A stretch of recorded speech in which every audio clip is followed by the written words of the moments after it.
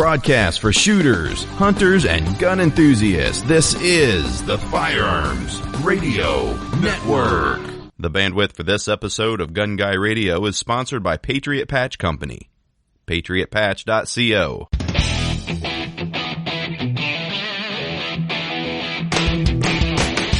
Welcome to episode 249 of Gun Guy Radio. This is a podcast that shines a positive light on the firearms lifestyle. I'm your host, Chick Challen, with co-host Zack Carlson. This is your dose of positive firearms talk without the politics. Hey, Zack, what's up? Oh, not too much. What's going on with you? A ton. Nothing to do with guns, so we'll see how this episode goes. But this is One Gun Guy Radio. Yeah. Formerly a gun guy. The podcaster formerly known as a gun guy. And then one crazy prepper guy. So how is your manifesto going? Good. I mean, I've had to hop between 12 different new social media platforms this week, so... Wait, are you on Parler? No. Parler is so last week. Come on. Oh, which one's the one for this week? I forget. I didn't get the memo. I mean, you have to be on the ones where they send you the Anarchist Cookbook for signing up, so... Ooh, that's when we should start. I remember having the Anarchist Cookbook as a teenager. I made a whole bunch of stuff out of there. You had it? Oh yeah. I'm jealous. I didn't know that. Really? No. Oh man. You didn't have it? So I didn't ever had a printed copy. What I did is, this is back in the days of Usenet, and you would download text files. And I had it, and I printed the text file, and it was literally like a phone book because it was all printed on 8.5 by 11 paper, and it wasn't really intended for that. It wasn't like a bound book. Then I later saw it in bookstores in the mall before, and I was like, oh, I could have just bought it. and that's like back when ink cost like $1,000 for like an ounce, so you cost your parents like a month of their salary printing that out. Terrible. And it was like those ones where it did the inkjet, like you're saying, and it would be so wet that the paper would get wrinkly, cause it would like, right. Like when something gets wet, then dries back out and never dries flat. Yeah, that's what it was doing. I used to do stuff. Oh yeah. All sorts of stuff in the Anarchist Cookbook. It was great. So Patriot Patch Company helps make this episode possible.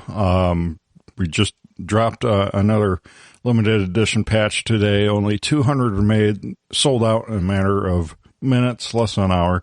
We have two more in the Apocalypse series here, so check it out, patriotpatch.co. If you don't want to do a drop or anything like that, you can sign up for the Patch of the Month Club, where you get a unique patch and sticker and artwork card sent to your mailbox every month, only available via the Patch of the Month Club. And December's, I'm just saying, we always do a tactical styled Santa for December, and I think we have our best one yet this December, so stay tuned, patriotpatch.co. And you got to get in on those drops. I saw the email come through. I'm like, all right, I'll do it. Then I got busy at work because it's noon my time. And I was like, I'll do it when I get home. And then I just asked you right when I just got home, we were recording. I'm like, oh yeah, you sold out. I was like, oh damn. Okay. So I'll know to set a timer for myself and just do it. And the cool thing is the website uses Apple Pay, which is amazing for me because that way you don't have to dig out your credit card information or anything. You just literally sign in, double click the confirm button on your watch or phone, and you're done. So I just started using Apple Pay like in my personal life, and oh, it's great. So I'm on Best Buy's website and I'm buying like something for the kids for Christmas. I'm like, oh, I'll just do Apple Pay because it's all set up. All you gotta do, super easy. And I've used it like once or twice on other websites. But like Best Buy is like, oh, you can link your Apple Pay login with ours, but then you still have to fill everything out and enter your own payment info. Like there's no way to pay with Apple Pay. I'm like, what is the point, Best Buy? Yeah, that's not actually using Apple Pay. That's the whole point of Apple Pay is great for sites that you're not going to be ordering from like on a long-term basis, and you just hit the button and it puts all your shipping addresses in and everything, and it does all the payment. It's great. But yeah, if you have to do all the work of doing it, then you get none of the benefits of Apple Pay. So, you get any new articles out, videos out?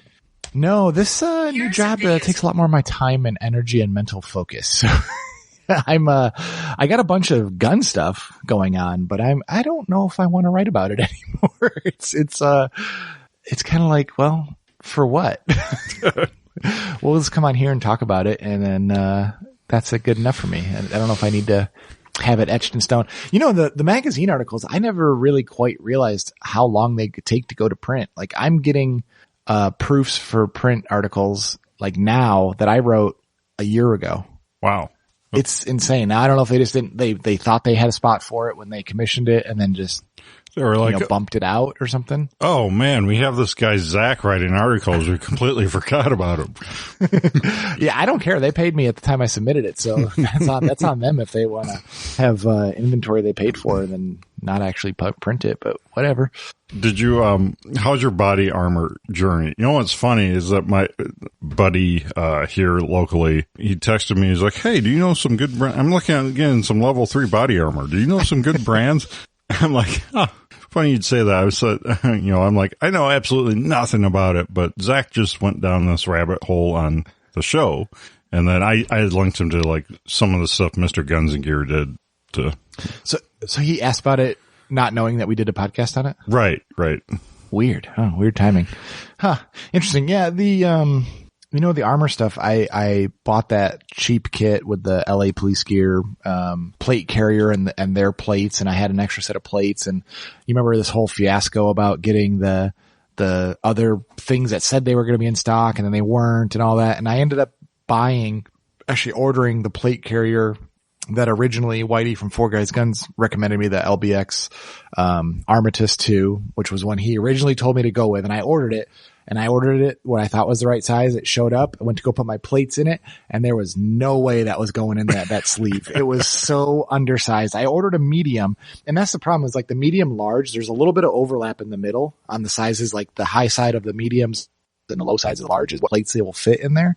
And apparently my plates were right over the size. They're technically there on the dimensions, length and width or height, but the thickness of the plates are a little bit thicker. And I think that throws it off effectively, cause like if an opening is the right width, but then you try to spread it out to get over the thickness, it effectively shrinks it down on the width, cause it sucks it in a little bit. That's gotta be so frustrating. You're not only sizing for your gut, but you're also sizing for these stupid things you slide in the thing that you're going to wear. Yeah. So of course, the size carrier that I had gotten was too small, and the size that I wanted in the color that I wanted was out of stock. I could have got it in black or green, but I was like, no, I wanted the multicam to match everything else, because it is a fashion statement too. Oh, and I mean, multicam is the color of the year this year, so. Well, yeah, this year. But you know what? I should just wait because it's December, or almost December, so I might as well I'll be out of fashion already in a month. Oh, but, yeah. It's multicam black now, I think, but. Yeah, it's going to be something urban, of course. Yeah, because that's where the riots are. Right. But I was like, shoot, this is out of stock. And I was like, I could settle for a color, but I was like, no, I'll just return it and I'll wait for my original plan. Like this is the sign from the heavens that I should just go my original plan, So I returned it, got my money back. They were really good about returning it and everything. So that was kind of cool. And then I was like, in the meantime, I'll just go get another LA Police Gear one. I'll just get a second one just for, home and car kind of thing. And of course, it's out of stock at LA Police Gear. So I'm like, that's a sign. I'll just keep my original order and I will just deal with the one plate carrier that I have and I won't worry about it. Like I don't really need 2 sets. I just have an extra set of plates here ready to go when I do get another carrier. But that means I wanted something to kind of carry it in. When I had this plate carrier all set up, I got the right. I thought you just wear them all the time, don't you? Under that concealment. It'd probably be a good workout. I should probably do that. Under your flannel that you wear for concealment, right? Funny enough, I just as for grins, I did put the sweatshirt that I wear a lot, this Adidas shirt or sweatshirt, I zipped it up over it just to see how, would I pass, and not somebody not see it. And it's a little bulky. It looks like I'm shoplifting when I wear it over a plate carrier, but it does look like it's kind of a little Stay Puft Marshmallow Man-y, but I mean, I like the Adidas tracksuit look. So, I mean, you're going to get into some AKs now? Yeah. Well, if I'm going to wear this thing, I need to just get a chest rig, no plate carrier. I mean, cause that's, in Russia, you don't need body armor. You just need to shoot first. Right. So what I did is, I bought a few things to accessorize the plate carrier. I bought these, tourniquet holders from T-Rex Arms that are Velcro and then with like an elastic band on it. So, the plate carrier, I remember we were talking where the mag pouches, which they call a placard, is Velcroed to the front of the plate carrier. Well, you can pull that away, slip this tourniquet holder in between them, and then they'll just basically get slipped in the middle. So that way the tourniquet holder is right on the side next to your belly of, next to the mags. Cause I had it on the underarm cummerbund. I remember you saying that you handles. can't reach it. Yeah. Yeah, you could reach it with one hand just fine. You could barely get it from the other side. And so I was like, well, these things are $15. So it was worth just getting a couple and just being able to put it more centralized on the plate carrier. So that worked out pretty good. So I got that going. And then I had the battle belt set up in the trunk, and I had this, AR in the trunk, and I had this plate carrier in the trunk. And I was like, it looked really scattered. And I was like, this is, I always worry about like if I have my trunk open in a store and somebody walks by while I'm loading my trunk and they see all that, like it's a little bit weird. Like, are they going to either freak out or are they going to like steal it if I'm walking in the store or something? Well, that's why you just put a police badge on everything in there. So what I was doing, I was looking for bags that you could carry everything in, it's like, cause I had everything just strewn about. And, when you actually do need to use the trunk, you really want to be able to just grab a bag and throw it in like the back seat so you can have the full space of the trunk or move it, around or whatever. So I was looking at these videos, and I like, the Warrior Poet Society. And I don't know if we talked about he's good. Warrior Poet. Yeah. Yeah. I like his personality and everything. And I remember him doing a video, and he did these, he did a review of these Vertex contingency duffel bags. And he said, we had a bag, and I thought he's selling the bags on his website, but I just mentally thought it was like theirs, but I found this bag and it was in stock at our distributor. So I got this bag, this trunk bag. It's a contingency duffel. They make it in two sizes. They make a 45 liter and an 85 liter. And I had to go with the bigger one just for my rifle length in it.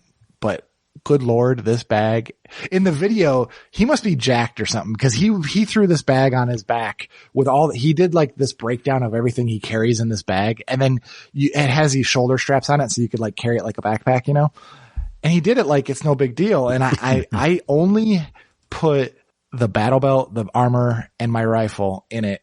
And I picked it up, and like you could barely carry this thing. It doesn't have all the junk that I also need to throw in it eventually. So I am ill-equipped to carry this thing. But in theory, if I needed to pull the bag out and transfer it to the front seat or something, I could. It's this nice bag. And it's this, Vertex, you've seen Vertex stuff, like, right? They make these like quote unquote tactical bags and clothing and everything, but they look like standard, right. Gray man, regular guy. Yeah. Gray man, regular guy stuff. So that's kind of nice. It's like a black and gray heathered, stuff. And the quality seems really good. They have like that, that vinyl bottom. So like if you set it down in something wet, you're not going to just get everything wet. And they did these little things like it's got like the zippered, panel that opens the top.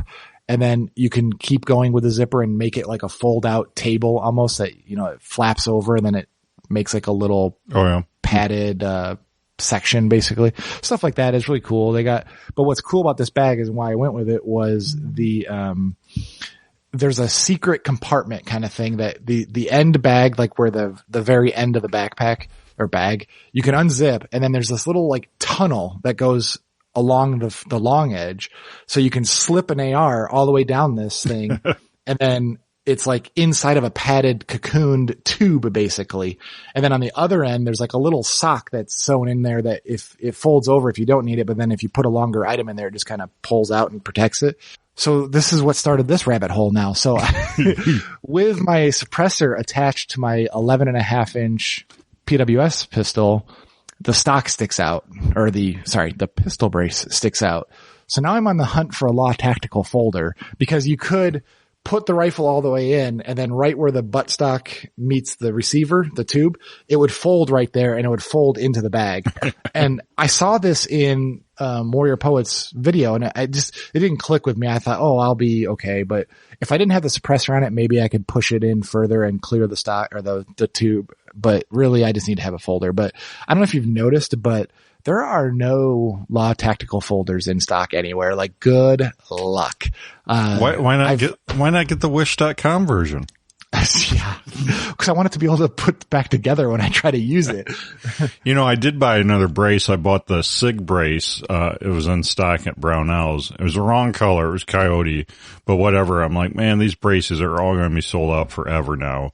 And so which SIG brace is that? The one that has a pick adapter on it, so it'll work with the 1022 or the Chargers. Oh yeah. I have the 1913 or whatever. Yeah, is it the SB Tactical branded one, or are you saying it's a SIG branded one? It's a SIG branded one. Oh, cool. So yeah, it'd be a neat comparison to the SB Tactical that I have. So you did do something in guns. I did. I totally forgot about that. Yeah. Wow. Yeah, that's crazy. That's crazy. That's good.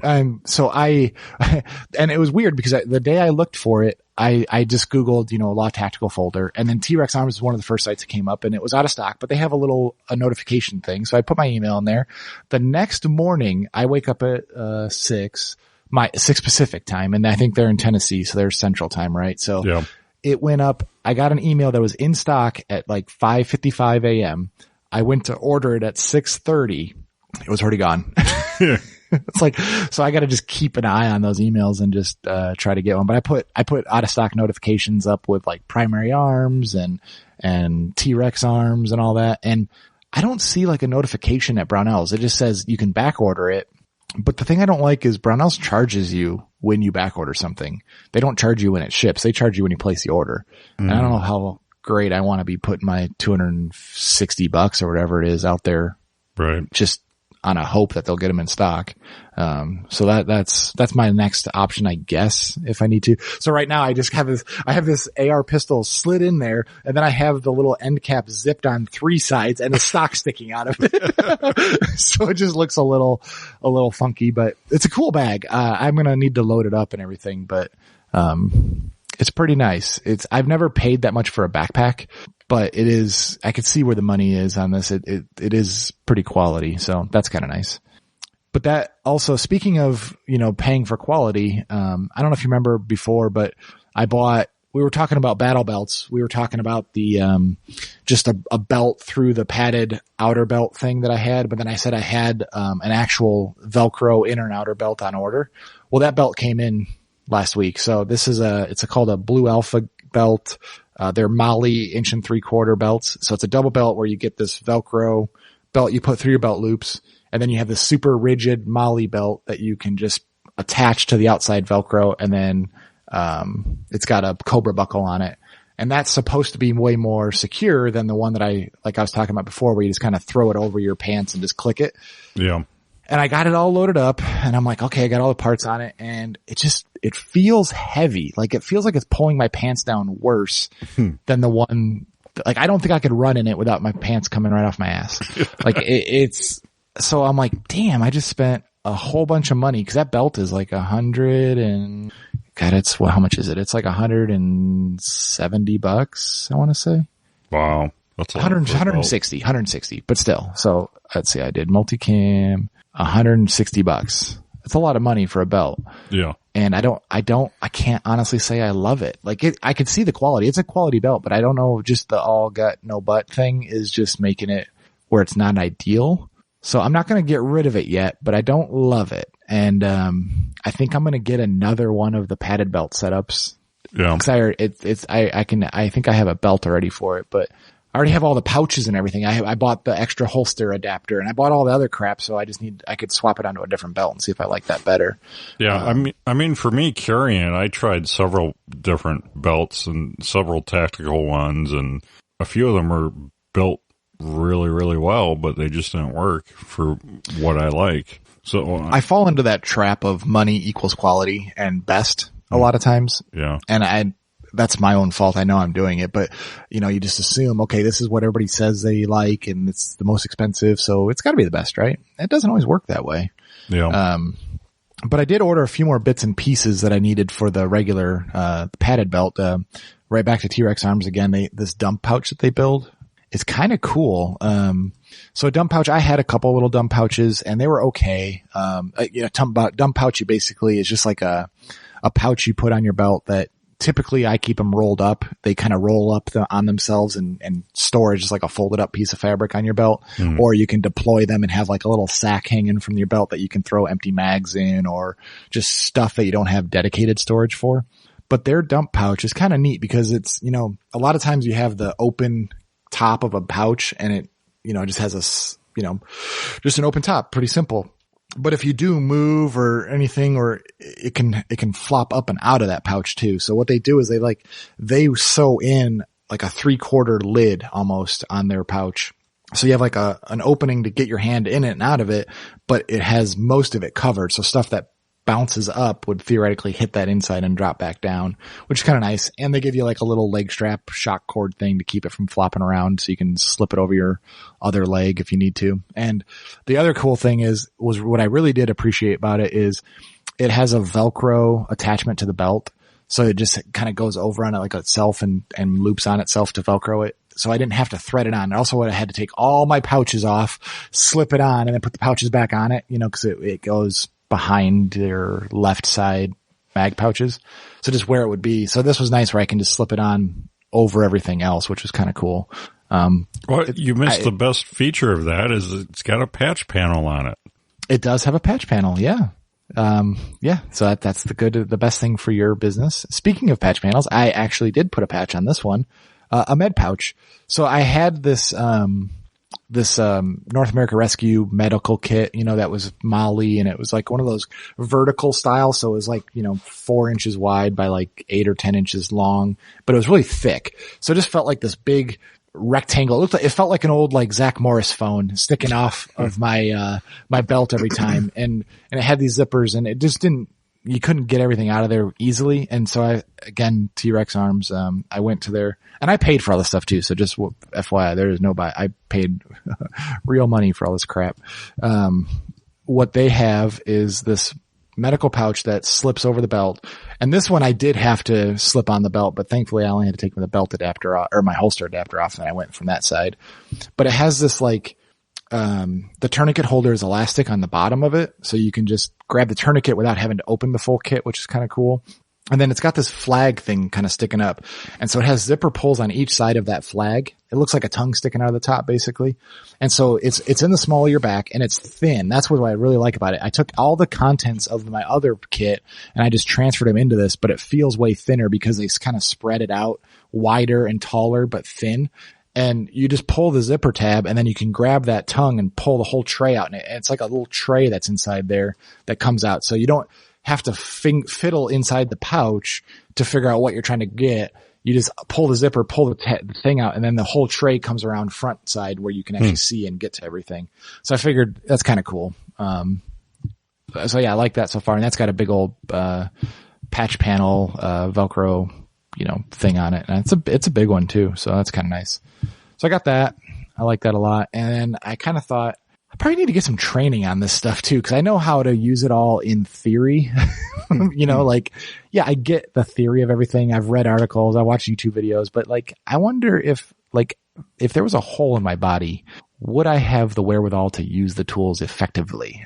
I don't know. I guess, I don't know, but we're actually going to do some of this training for work anyways, because, you know, we do have a live fire range in our office, and the local hospital is not a great hospital. So like, we really want to keep somebody alive to get them to Spokane where there's a real hospital.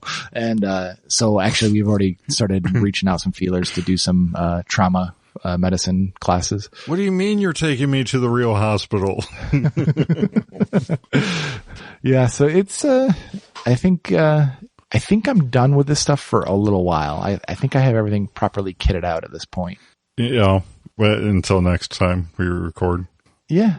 Well, I haven't bought anything this week for it, so that's good. It's been a couple weeks since we recorded, so I think I'm stabilized a little bit until my other plate carrier comes in, and then I think I'll probably buy higher quality plates, the nice lighter weight ones. But yeah, I'm just glad I don't have time to buy all this crap because there's a lot to it once you start putting together a real kit like this. Well, and yeah, that's the thing. And like we said before, there is no like just one and done kit where you can just, you know, say, oh, this is the best. All right, give me that kit and just be done. Like, you have to kind of know what your needs are and what you're wanting, and getting it all piece together. So there's probably a business case for somebody to come in and, you know, do something like that. Not for me, but maybe you. If only I had more time. Yeah, those med classes, do they help with people that don't do well with blood? Because, yeah, I don't love it either. I'm kind of there. Yeah, I don't think I would. I mean, I don't relish the fact, but I do think that, like, if it was me or somebody I knew, I think I would kind of, you know, I'm pretty decent in panic situations like that. I don't panic typically. So I think I could get through it. I wouldn't love it though. Yeah. I mean, I'm pretty good about not panicking too. I just get lightheaded and feel like I'm going to pass out.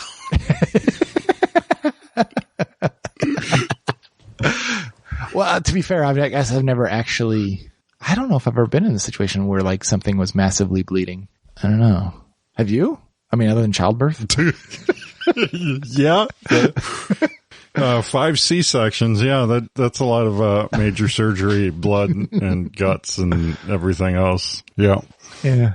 And that's when is that your experience that you're drawing on, that you'd be lightheaded? I mean, I've cut myself really bad, like so bad where I need stitches and stuff, and, you know, blood was coming out really fast. And it hits me really quick where I get lightheaded and have to sit down. I just can't, I like feel sick. I feel like, you know, just, I don't feel like that in any other situation. You know, it's just really weird. And yeah, I don't even like when somebody takes my blood pressure and you feel your heartbeat in your eardrums. Like, that already freaks me out. So I'm like, yeah, I'm probably not like a combat medic type of guy either, but, you know, I think if push came to shove, I would deal with it. Yeah. I mean, and I've had to deal with it. Like so Jenny, my wife, she is way like freaked out about blood and stuff like that. So if the kids have a bad owie, whatever, I always have to deal with it. And like sometimes they've got something that's kind of nasty, and I can do all right with that and everything. But yeah, if it's coming out of me, man, it's bad. I just like lose, you know, all control of being able to stand up. Like no, it's just like, it's just the weirdest sensation. You're lightheaded and you gotta sit down.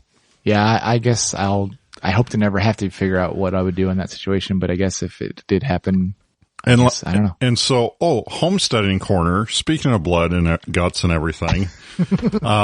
So I guess I do all right with it when it's animals. Maybe it's just people or myself. It's mostly myself, you know, cause really the C-sections and stuff, I was good, not great, but yeah, I mean, it was not something I'd volunteer to do a bunch of, but anyway, so homesteading corner, we butchered 3 turkeys, 4 ducks, and 3 chickens.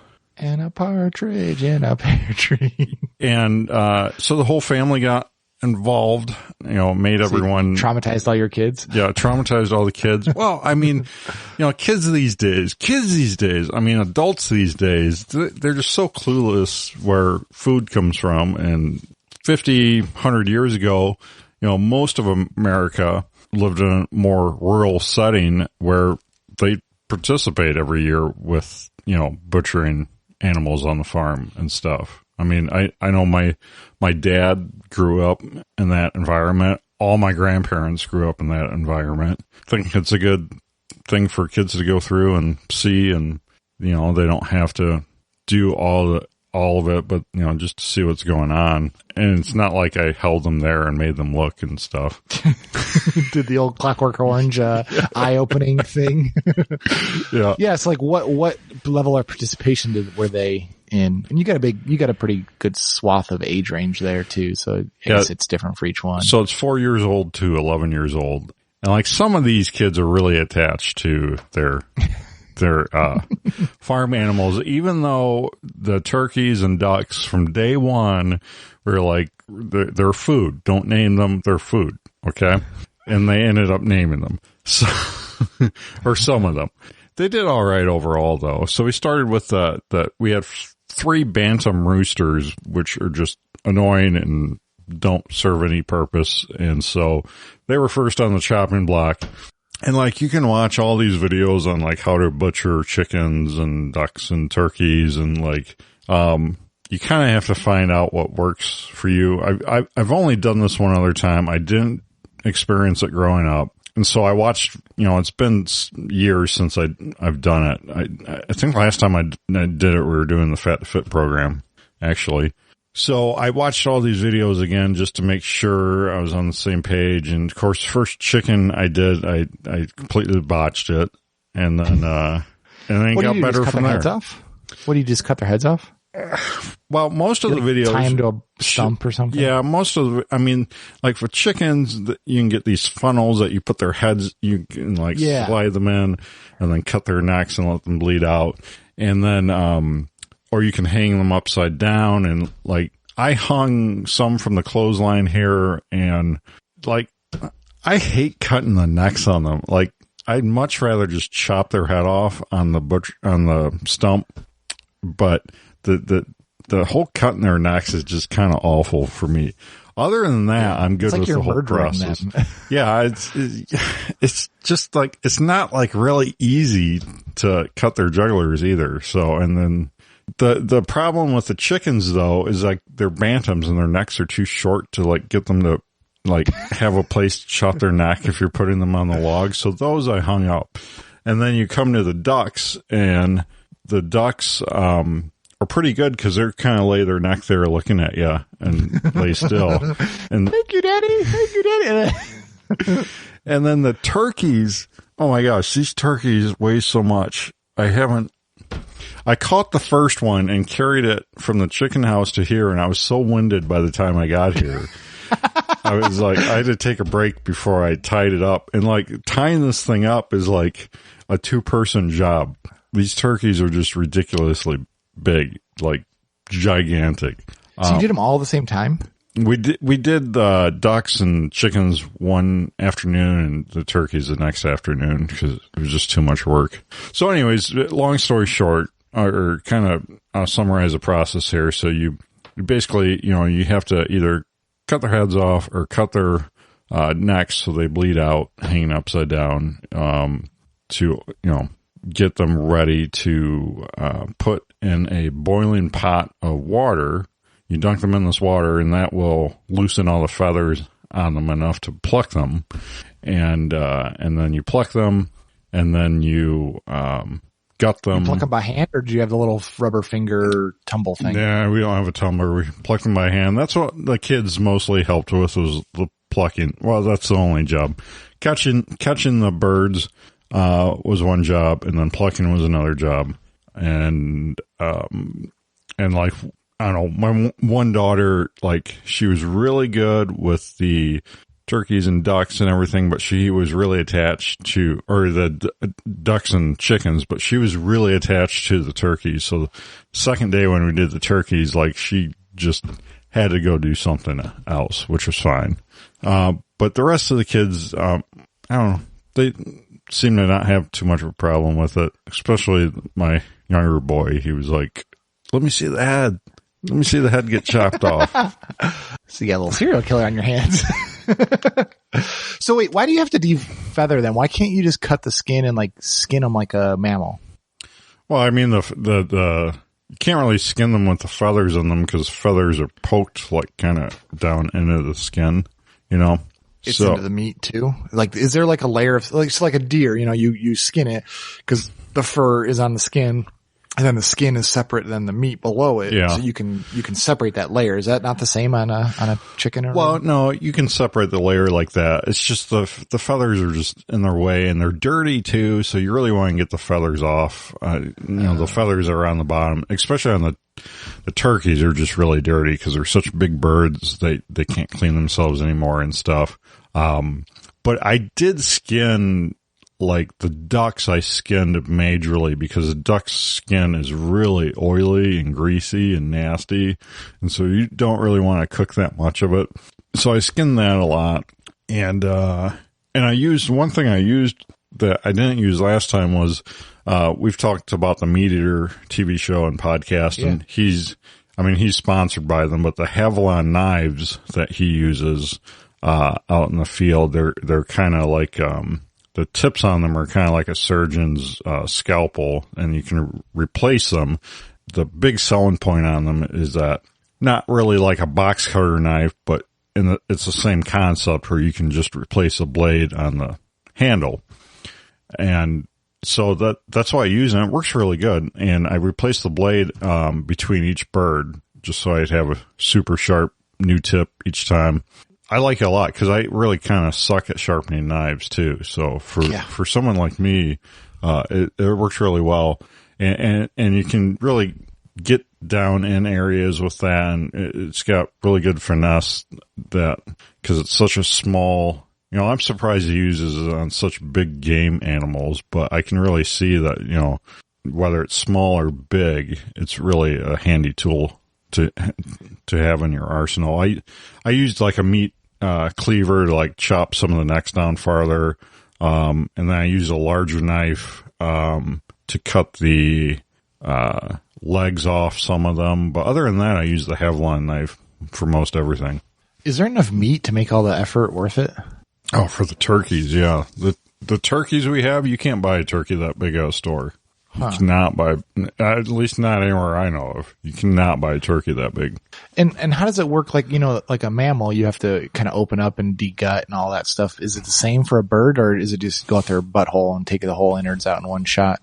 Well, so they have, like their gullet is off their neck, and that's where they, especially on the turkeys, they'll collect, like all their food that they've ate the last few days will collect there before it goes down their digestive tract. So you have to cut like that neck area out and kind of like de-skin the neck, pull that out, and then you go to the butt and then you cut off like their kind of like their tailbone, because there's like a I'm going to say the wrong terms here, but it's like a scent sac or something there. But you got to cut that off in their butthole and then pull, cut around that, and then you can get up in there and pull all their guts out. I mean, you can watch videos of people doing this, like lickety split, like, cut around, pull it out, no problem. And I mean, really some of the stuff the Meat Eater guy does too, it makes it look so simple, but man, it takes a lot of time when you haven't had a lot of practice with it. I mean, towards the end, I was getting pretty good, but especially with the smaller stuff, like the bantam roosters, they're just so small. It's hard to even get your hand up in there to get everything out. Like the worst part to get out is their lungs, because their lungs deflate and stick to like their backbone and stuff, and they're up in there high. I mean, other than that, it's pretty straightforward, and I got it done. I can't say I enjoy it. I can't say I'm not doing it next year. I'm probably not doing it the year after. What are you going to do those years? You just going to take them to a processor? So I guess there are some processors here that people do raise quite a few birds, and they'll take them all up there and they'll have them processed in like half a day, and you can pick them up all neatly packaged and everything. So we might do something like that. But like for the next couple of years, I mean, unless we'll see how the apocalypse goes. I might be doing this again, but you're going to be doing rabbits. It's just so much. I mean, I'm firmly in your, frame of mind where, just buy it from the store. It's easy. It's done. Cause it really is to know how to do, but yeah, is it practical?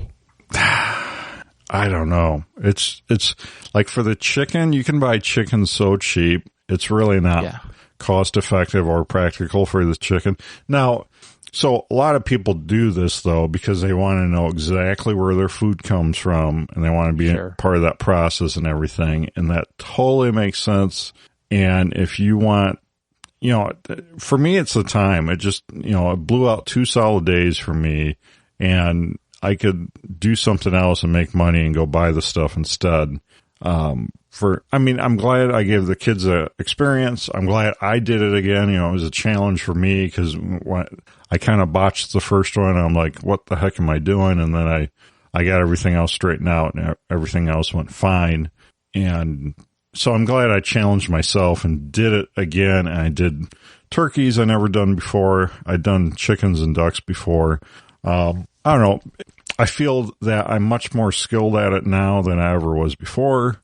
So it's kind of another tool in my toolbox. If we have to raise a bunch of birds in the future for food, if it really gets bad, then, I feel confident we can do that. I don't want to do it unless it comes to that, I guess, is kind of where I'm at.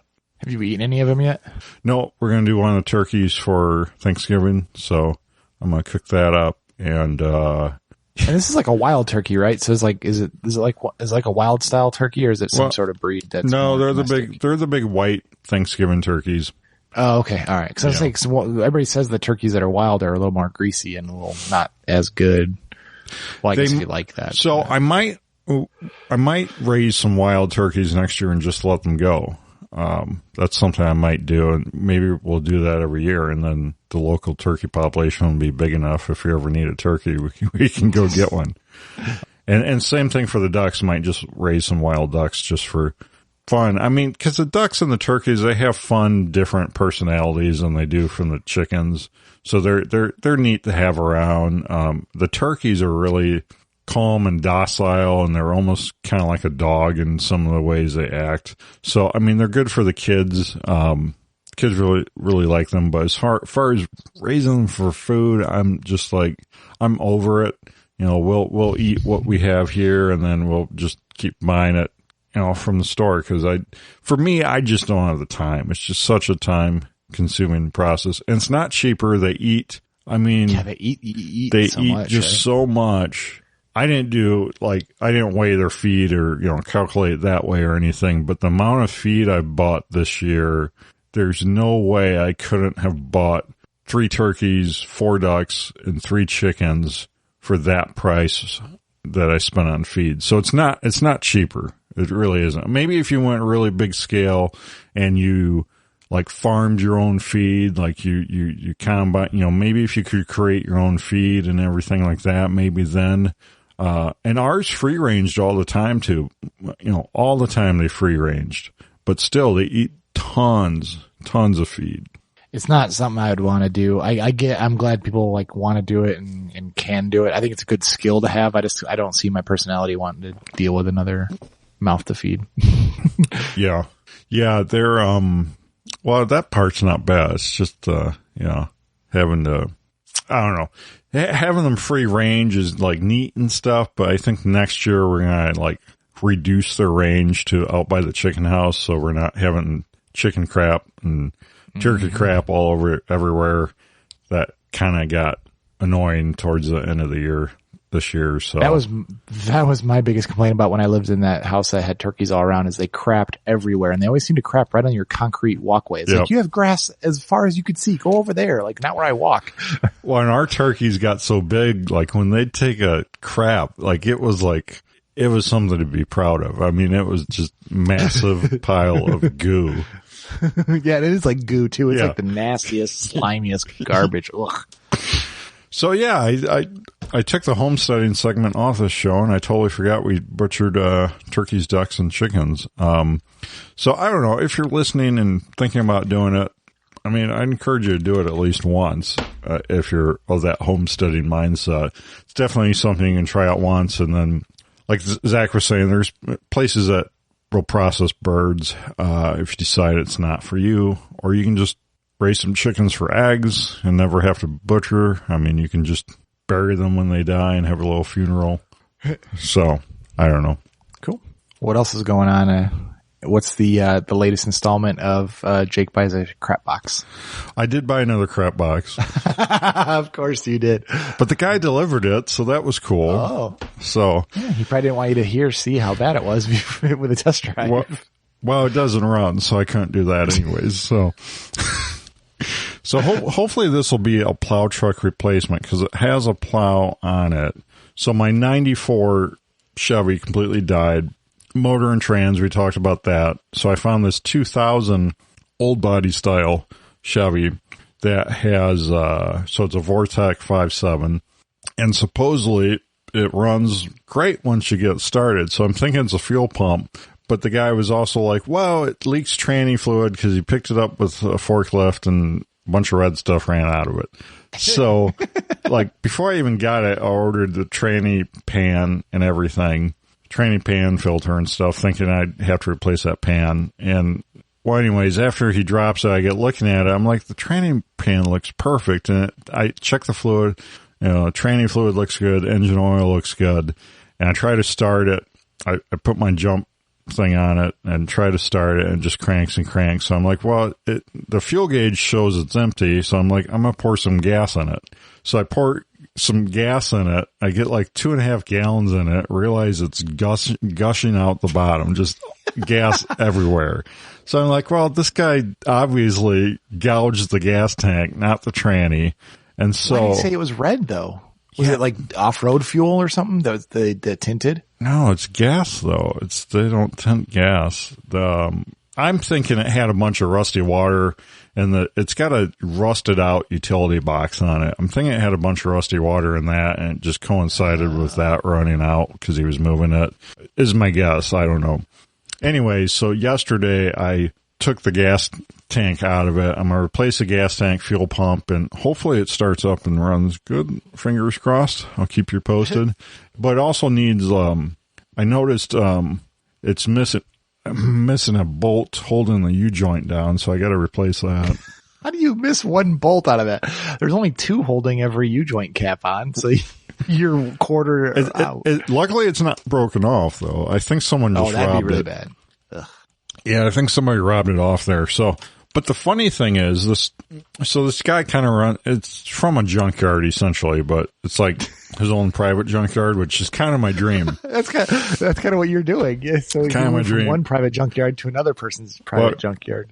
I forget what he said, but he's like, yeah, I got like almost 300 or 500 cars on my property. And he's like, the county's not really after me yet, but I'm getting ahead on this thing. And so he's selling a bunch of stuff.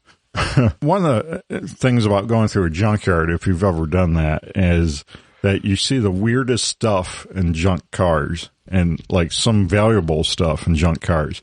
Well, this thing had a professional, like industrial lawnmower blade sharpener unit in the front seat. And I looked it up and it's like $1,200 new, this lawnmower blade sharpener. I'm like, well, I paid $1,200 for the truck. So like right there, I'm ahead. And then I take a pry bar. This utility box is so rusted. You can't open the doors on it. So I take a pry bar and pry all the doors open on the utility box. And there's $200 worth of tools in it. There's this big American-made wrench set in it. And there's this big socket set and other stuff. And there's like a brand new, like electrical stripper set, still in the package. Are you going to keep the bed on it, or what are you doing with the bed? Here was my dilemma. I was like, well, let me just, take this bed off, and then I can easily change that gas tank out without the bed on it. And so I get trying to, zip these bolts off of the bed, and it's so rusty I can't get anything to like break or turn. Do you have a torch? I don't have a torch yet. Well, you need. But that's my dilemma. It's got a leaky gas tank. I can't torch. I can't grind. So I can't do any of the things I would normally do to get these rusty bolts off. Sure you can. Just undo the gas line to the front and then just pour water in the gas tank, and it'll neutralize the gas. It will. Fill it up with water. I'm being serious. Yeah, well, it turns out this gas tank is full of gas. The gauge reads empty, but the gas tank's pretty much full. But I thought you said it was leaking. Well, it turns out it leaked when I went to fill it, because when the guy... So the neck is bad? When the guy lifted the truck, he broke the neck off, the filler neck off the... So I didn't know any of this until I actually got the tank off. So I'm like, well, I can't torch, I can't cut, so I can't get this bed off. So obviously I'm going to just have to do the gas tank without taking the bed off, which I hate doing. I did it already once this year for the truck that's now broken, which is frustrating. Anyway, so I get under there to take the gas tank off, and so this was shipped as like a partial built truck to the end. I don't know, this company that makes trucks with utility boxes and flat outfitter benches. or whatever you want to call them. Right. So this shipped as a partially completed truck. So they either didn't ship it with the gas tank attached or they redid the gas tank attachments, which doesn't make any sense to me. But they did it to where you have to put a wrench up on a nut up in the frame, and you can't get to it because the box is over it now. And like factory, it wasn't like that. Factory, it would have had a like clip up there that a bolt went into, so there was no nut up there. I don't know why they did it like that. So it made it where I was thinking I couldn't take the gas tank off because I'm like, I can't torch, I can't cut. I'm like, I can't take the bed off. I can't take the gas tank off. What am I going to do? So what I ended up doing, I'm like, well, these gas tank straps, they're not super thin steel, but they are thin enough where I took an old rusty pair of tin snips. I was able to cut through them with those. And so that way I got the tank out. And that's how I diagnosed that the tank filler neck was broken off. Didn't actually have a hole in it. And therefore the tank was mostly full of gas. But wait a minute. If it had gas in it, why is it not starting? Well, he said, once you get started, it'll run all day long. I'm like, well, that's got to be the fuel pump going out, if that's the case.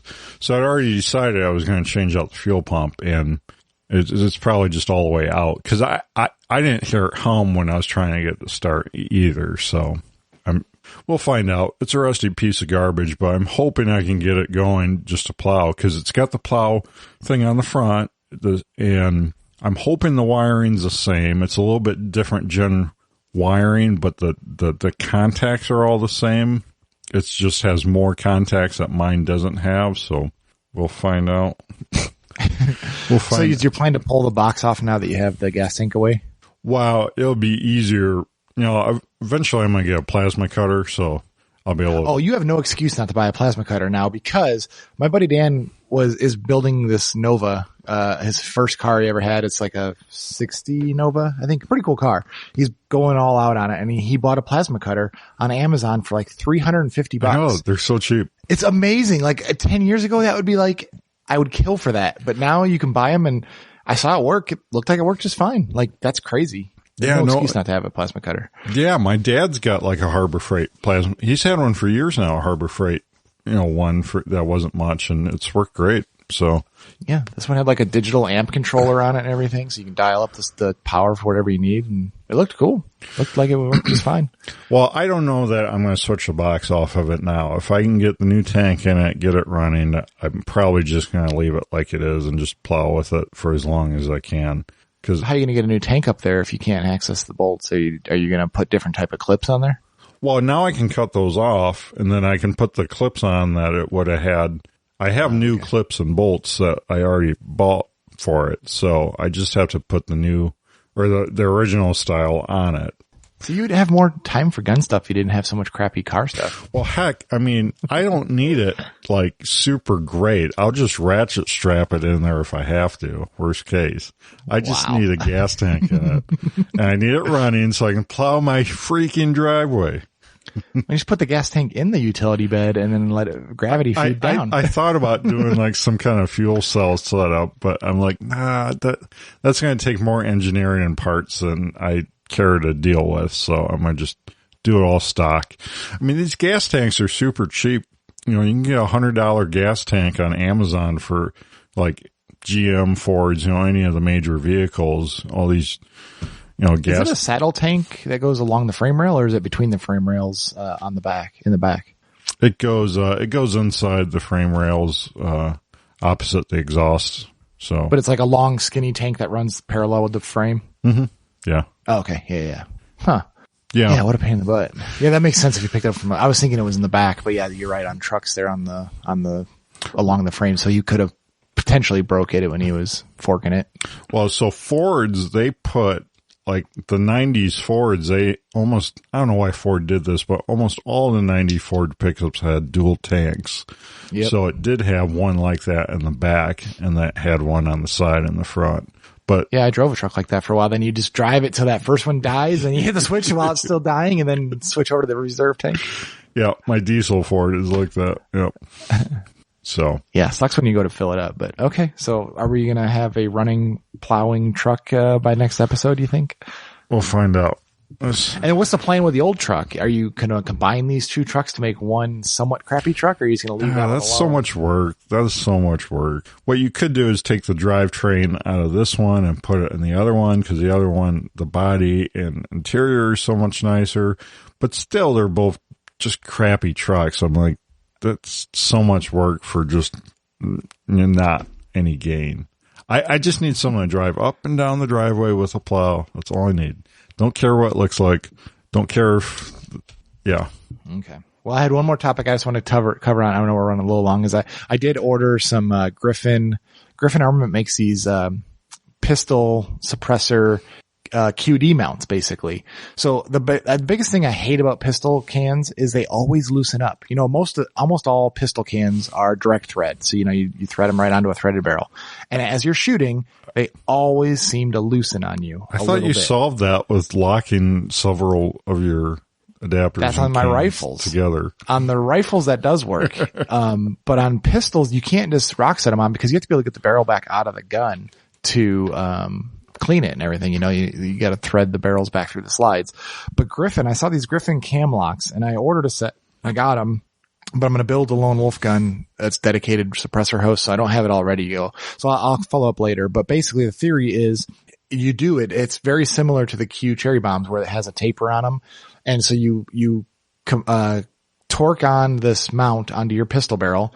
And it's instead of being threaded, it has little flats on it on 3 ways. So it's almost like a 3-way. So you put it on and you only have to turn it a portion of a turn to lock on.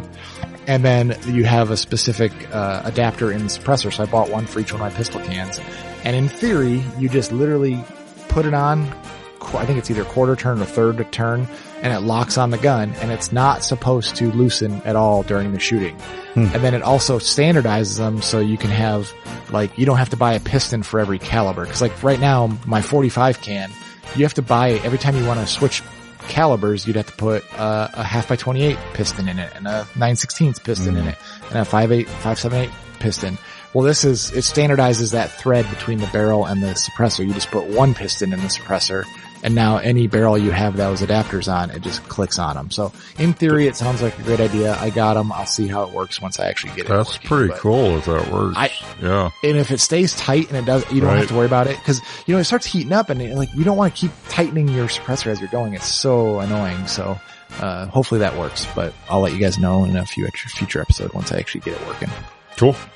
Anything else you want to cover while we're here? I don't think so. I think we're going to wrap this up. Patriot Patch Company helps make this episode possible. Check out the Patch of the Month Club at patriotpatch.co. And we have several Christmas holiday patches coming out too, so check it out. And ornaments as well. patriotpatch.co. And if you're looking for website design, graphic design, check out Ryan Cross at Hunter of Design. He does all the awesome artwork for Patriot Patch Co. And he can also do up a really awesome logo, website, whatever you need. hunterofdesign.com. Zach, do you want people coming to you online? You can still look at all my old stuff on YouTube, and that works too. Just Zack Carlson Writer. Oh, you're on the gram, right? Yeah, that too. I don't really do much on that. But, no. Zack Carlson Writer there as well. Reach us at gunguyradio@gmail.com, and don't forget to check out all the other awesome shows here on the Firearms Radio Network. Thank you, Zach. Thanks. We'll see you next time.